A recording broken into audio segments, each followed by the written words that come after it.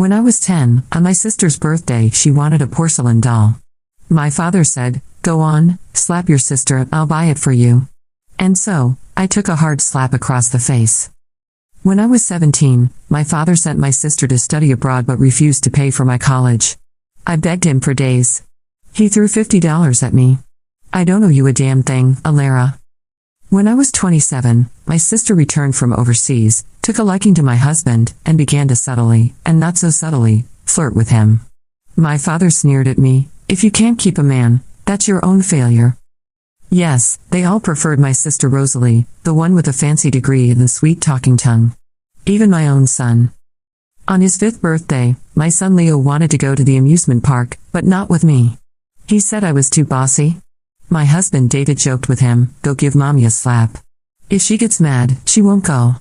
Then we can go with your Auntie Rosalie." And my son really did walk over and slap me. The sound was sharp and loud. I just stood there, stunned, until my son's voice piped up again. "Daddy, is she mad now? Can I go to the amusement park with Auntie Rosalie?" David took our son without telling me. When they came back, Leo was holding a small, cheap-looking stuffed toy. He held it out to me timidly, not saying a word. But his eyes kept darting toward David, as if to say, "I did what you told me to make her happy. Why is she still ignoring me?" I was in the dining room, packaging the desserts I had just finished baking. David walked in, frowning in disapproval. "Alara, are you really going to stay mad at your own son this long over a joke? He was thinking about you the whole time we were at the park today. And this is the look you give him?" I glanced down at the crudely made toy in Leo's hands. On my phone, sitting on the table, was a message from Rosalie, sent just before they'd walked in. "Are you seriously jealous of me over Leo again? Why do you always have to turn everything into a competition with me ever since we were kids? But I won't hold it against you. We saw one of those scan a code, win a prize things at the park, so I had David get one for you. Just take it and get over it, okay?" David took the toy from Leo and pushed it toward me. "Alara, don't be childish in front of him." I sealed the last bag of cookies and finally looked up. "I'm not angry." I took out a small cookie and offered it to Leo. "Help mommy taste test this, okay?" Leo looked at the rabbit-shaped cookie. "Mommy, you used to only make the little bear cookies I like." "Oh, I got tired of those. I wanted to try something new." I started for the door. David called after me. "Where are you going this late?" "I have some things to take care of." I put on my shoes, not bothering to give him the usual detailed report of my whereabouts. I just told Leo, "Remember to brush your teeth after your dessert. Mommy won't be here to tuck you in tonight." David texted me later, "When are you coming home?" I pressed the button and let the screen go dark. My best friend Sadie was sampling my latest creation. "So? What's the verdict?" Sadie took a delicate bite, her eyes widening. "Honey, I've been telling you for years we should open a dessert shop together. I'm so happy you finally come around. Honestly, I was starting to think you were going to be a housewife for the rest of your life." She looked at me with warmth, both proud and relieved. Then she added, "But my shop is in the next city over.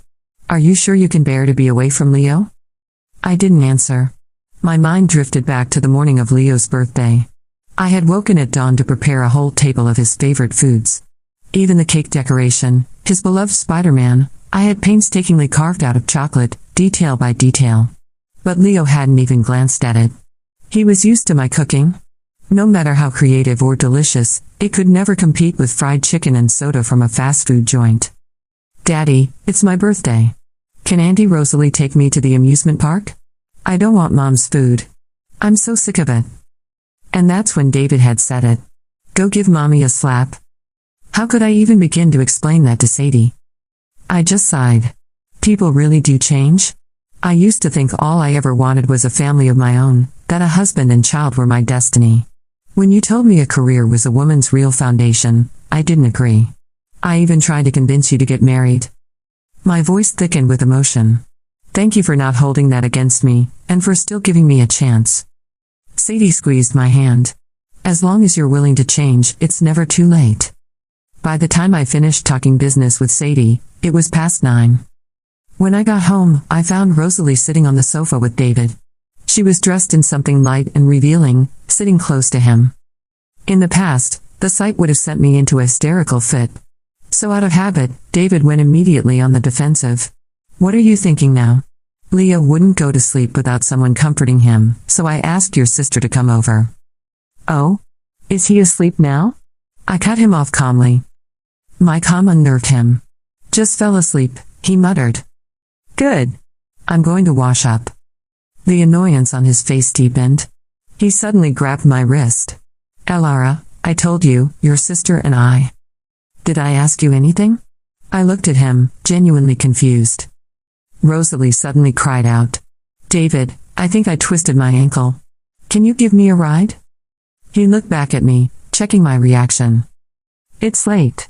It's not safe for her to go alone. You should take her? Relieved, he nodded. I'll be right back.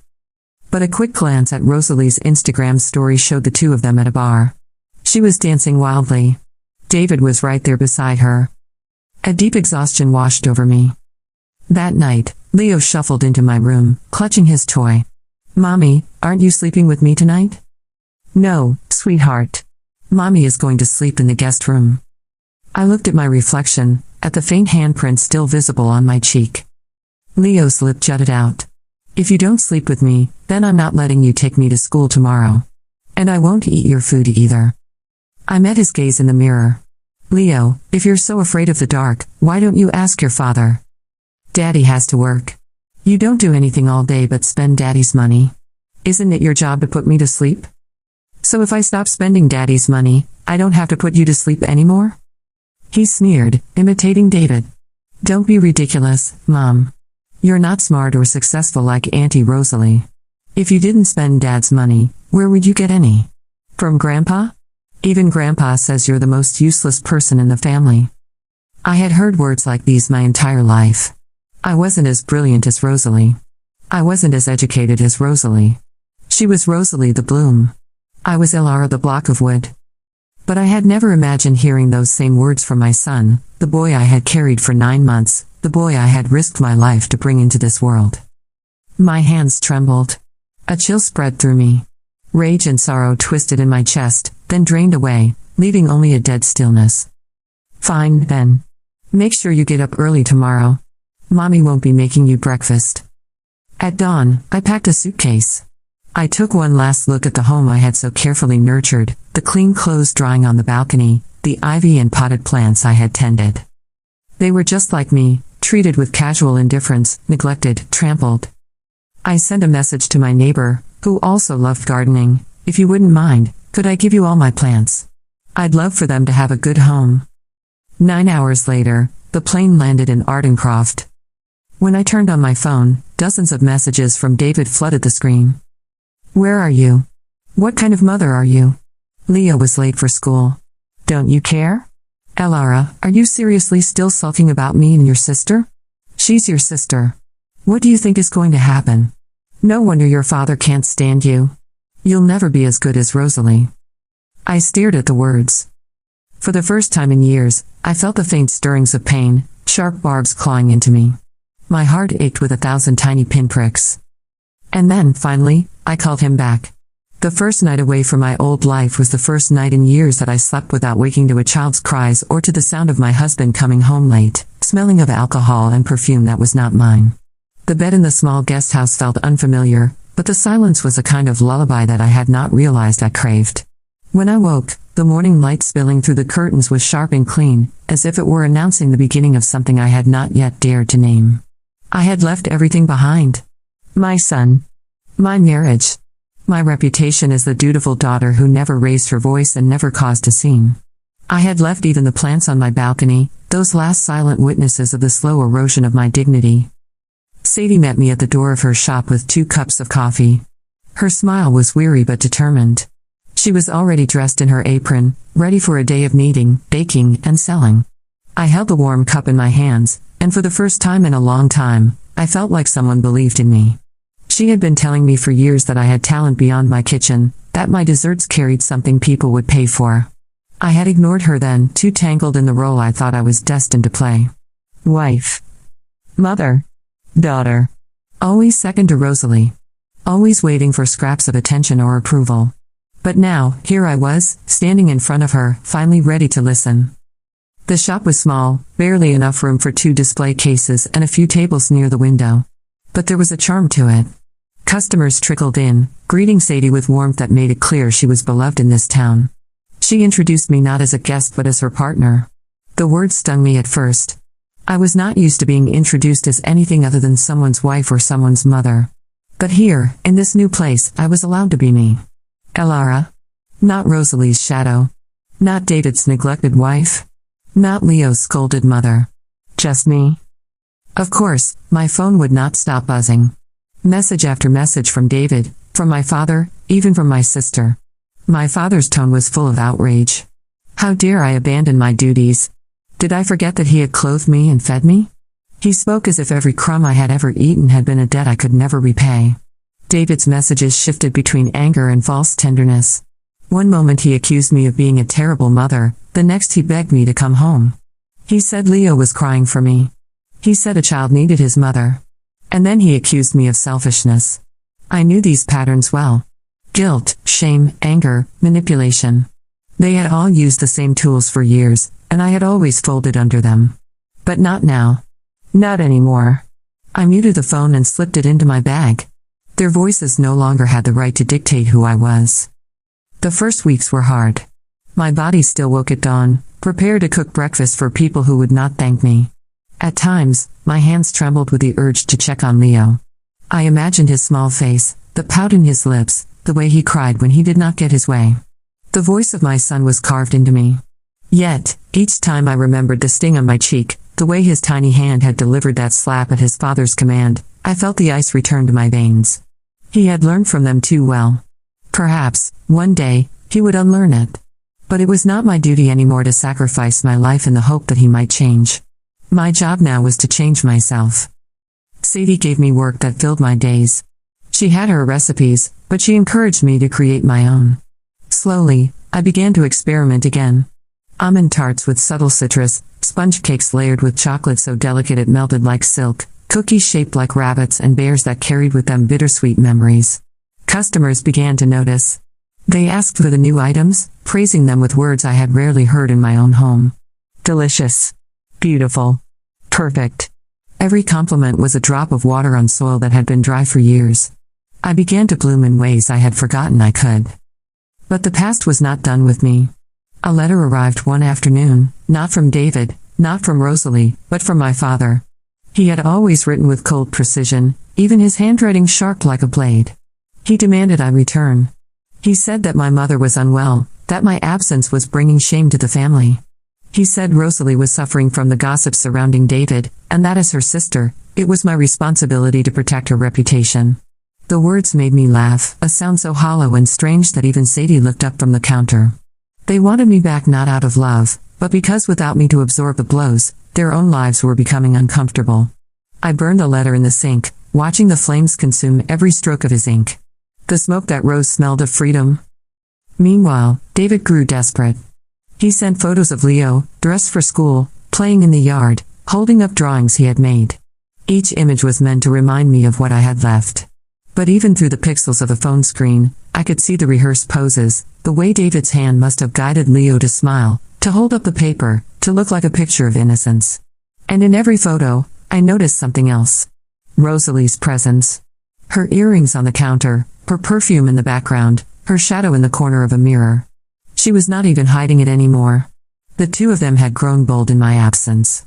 And though part of me burned with betrayal, another part felt strangely calm. They were proving what I had known all along. That I had been nothing but an obstacle. That my pain had always been their entertainment. One evening, as Sadie and I closed the shop, she asked me the question I had been avoiding. Do you plan to divorce him? The word divorce sat heavy in my chest. In my family, divorce was considered a disgrace, a failure that could never be erased. My mother had endured years of cruelty because of that belief. I had once thought I would do the same. But now, standing on the quiet street with the scent of sugar and flour still on my hands, I realized the failure was not mine. It was theirs. And yes, I said, I will divorce him. The process would not be easy. David would fight. He would not want to lose face, and he would not want to lose control of me. He would use Leo as his weapon. I knew it. And my father would side with him. Rosalie would act the victim. They would all paint me as the cold, ungrateful woman who abandoned her child. But I no longer cared about the stories they spun. I had my own story to write now, and it would not be theirs. Days turned into weeks. Word spread about the desserts at Sadie's shop, and soon we were busier than ever. I worked with a determination that startled even me. Each cake I decorated, each pastry I perfected, felt like laying a stone on the foundation of a new life. Customers began asking for me by name. Elara. They wanted my creations, not Rosalie's charm or David's jokes or my father's money. They wanted what I could do with my own 2 hands. That truth gave me strength. Still, at night, I sometimes dreamed of Leo. In my dreams, he was smaller, softer, reaching for me not with cruelty but with love. In those moments, my chest ached so badly I woke with tears on my face. The guilt tried to creep in, whispering that I was heartless, that a mother should never leave her child. But then I remembered his words, sharp as knives, echoing from his small mouth. You are useless. You are nothing without Dad. And I reminded myself that I had not abandoned my son. I had abandoned the cruelty he had been taught. I prayed silently that one day he would find the truth for himself. The breaking point came when David showed up at Sadie's shop. He walked in as if he owned the place, his suit immaculate, his face polished with arrogance. He looked around, dismissing the little tables and the customers who stared curiously. And then he saw me behind the counter. Elara, he said, as if speaking my name alone should have been enough to make me crumble. But I did not crumble. I stood straight, my hands dusted with flour, my apron marked with chocolate. I was no longer his silent housewife. I was me. He began with sweet words, telling me he missed me, that Leo cried every night, that Rosalie had only been helping, nothing more. Then his tone shifted. He accused me of abandoning my child, of destroying the family, of bringing shame on his name. He threatened to take Leo away from me forever if I dared to file for divorce. But I did not flinch. Not this time. Sadie stepped forward then, fierce as ever, and told him to leave. The customers watched, their eyes sharp, their ears listening. David did not like witnesses. He left, but not before hissing that I would regret this. That no one would ever believe my side. That Rosalie was already preparing her story, and soon the whole world would see me for what I truly was. His words rolled off me like water. For the first time, I realized his power over me was gone. That night, I sat with Sadie and drafted the first papers. Divorce. Custody. Division of property. The words were heavy, but they were mine. I was claiming my freedom not in whispers but in ink that would not burn away. The day I filed for divorce, the sky was heavy with clouds, the kind that promised rain but never delivered. My hands did not tremble when I signed the papers. They had trembled too often in the past, clutching cooking utensils, folding laundry, cleaning up messes, or holding back words I wanted to scream. But this time, they were steady.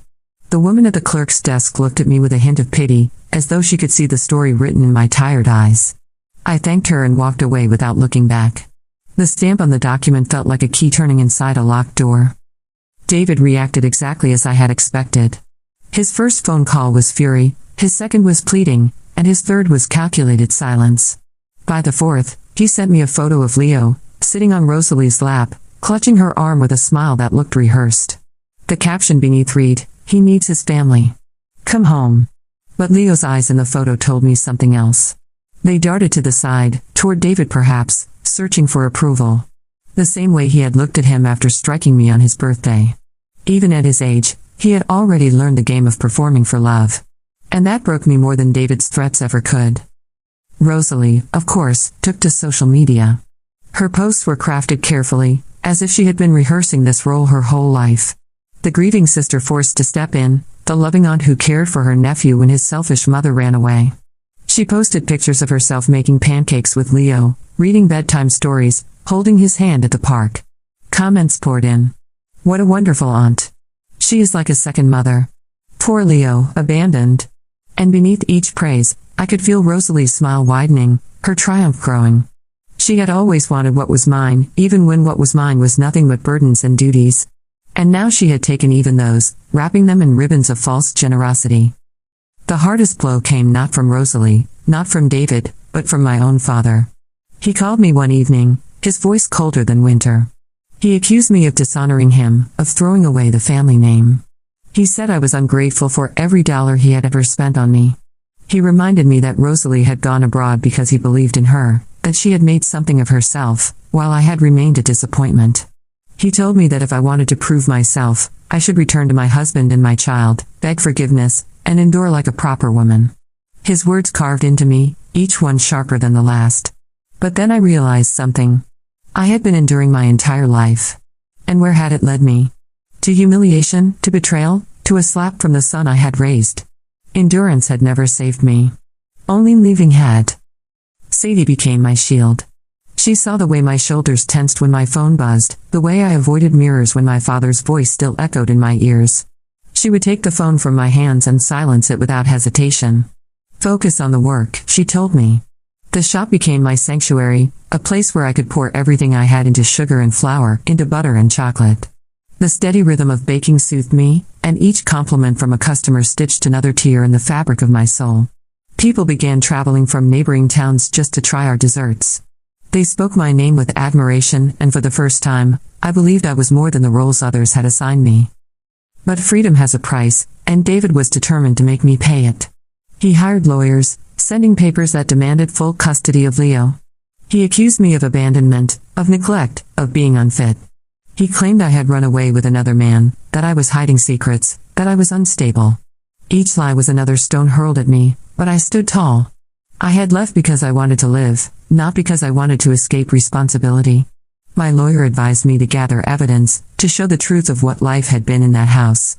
The slap, the insults, the nights David stayed out, the way Rosalie had inserted herself into our marriage. But much of it was invisible, lived only in my memory. Pain does not always leave a trail on paper. Sometimes it lives only in the body, in the way a woman flinches when her husband raises his hand too quickly, in the way she lowers her eyes when her sister smirks.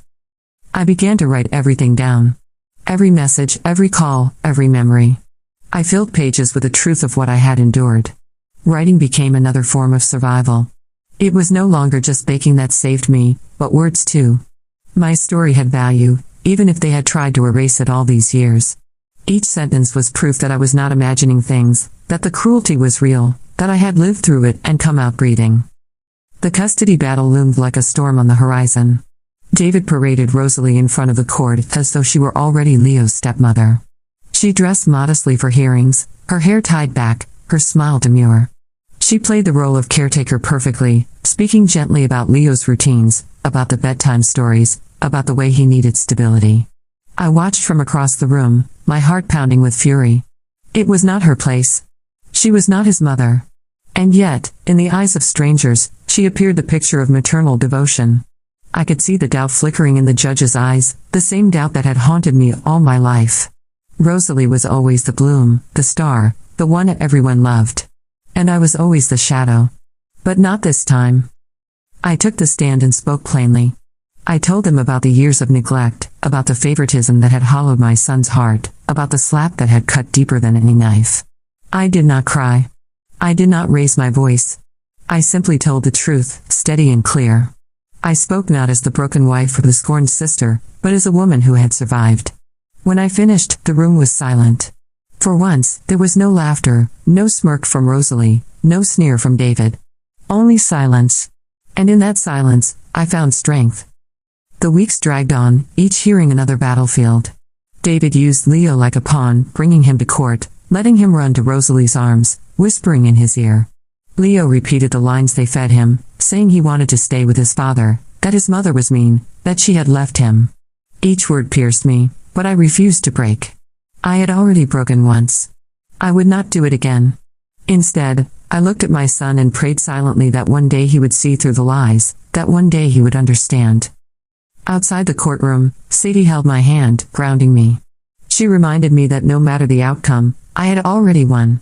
I had chosen myself. I had chosen a life where I was not crushed beneath the weight of others.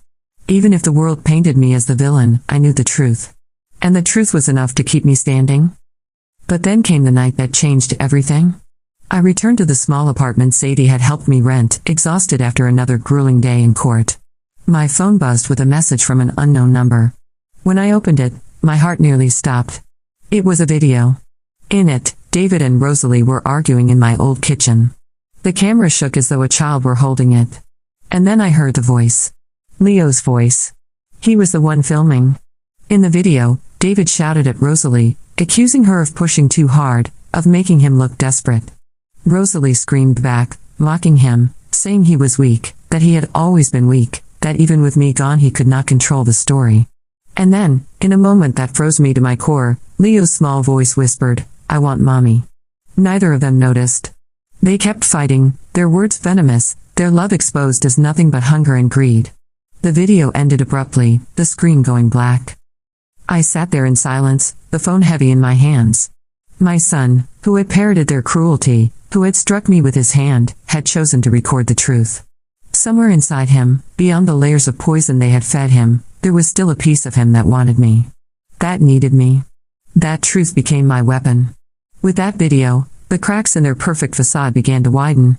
And for the first time, I saw a path forward not only for myself, but perhaps, one day, for my son. The courtroom was cold the morning I presented the video. My lawyer advised me to be cautious, to let the evidence speak for itself, but my heart raced as though I were about to leap from a cliff. David sat across from me, perfectly composed in his dark suit, Rosalie beside him in a pale dress that made her look innocent and fragile. Their hands were close on the table, almost touching, a display of unity they thought would sway the room.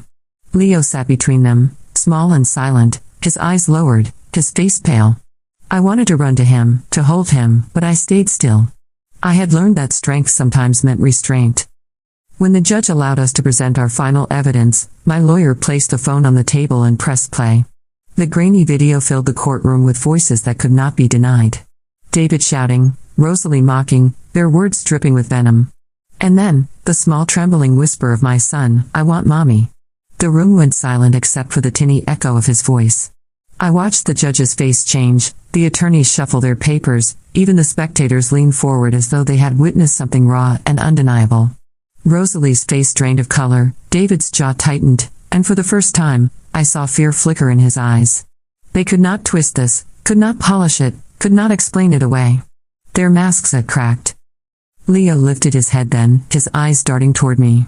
For the briefest moment, he looked like the little boy I had once sung to sleep, the boy who had clung to me during storms, the boy who had not yet learned cruelty from the mouths of others.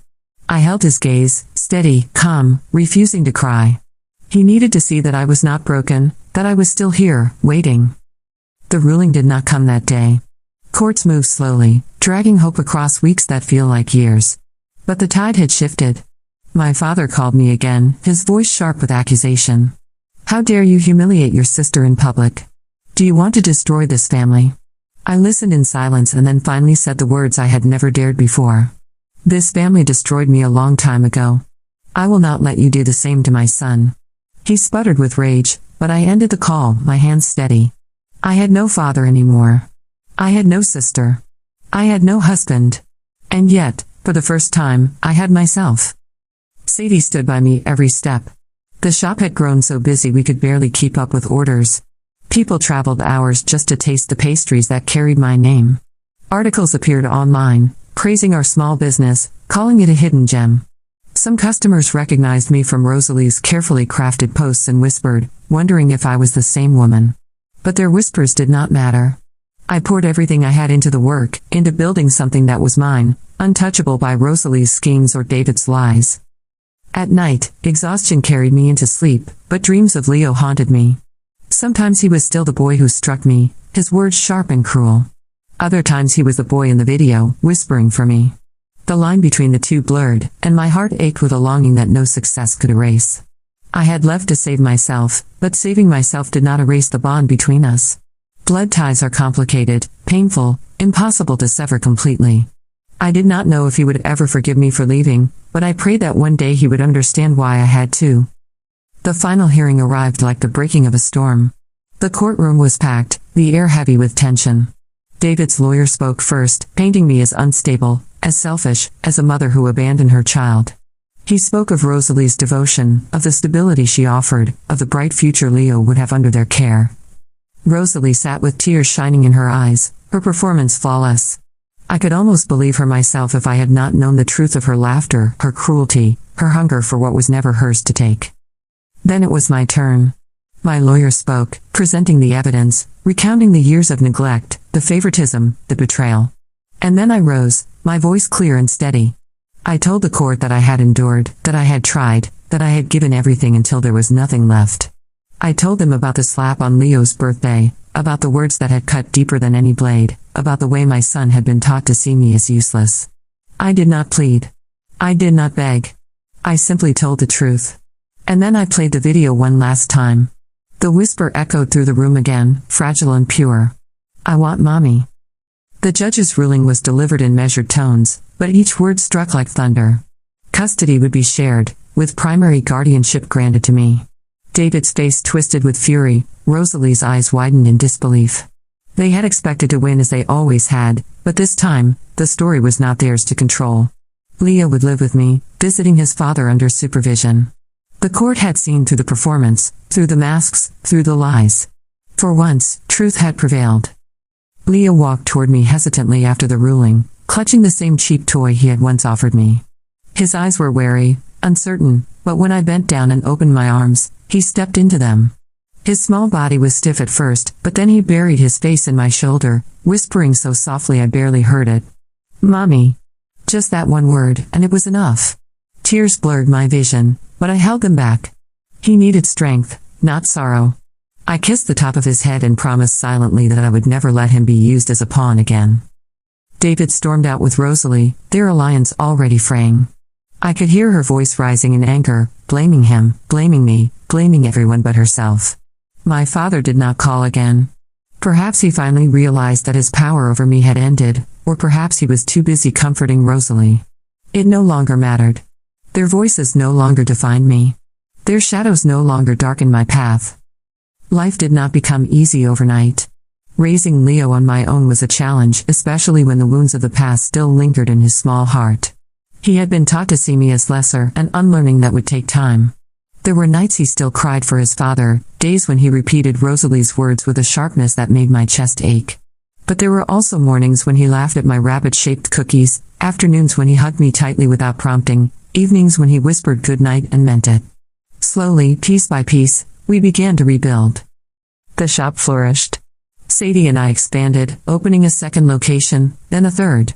People came not only for the desserts but for the story. They saw in me a woman who had walked through fire and emerged not unscathed, but unburned. I did not hide my past anymore. I told it plainly, without shame. And in telling it, I found others who had lived similar lives, who had endured cruelty in silence.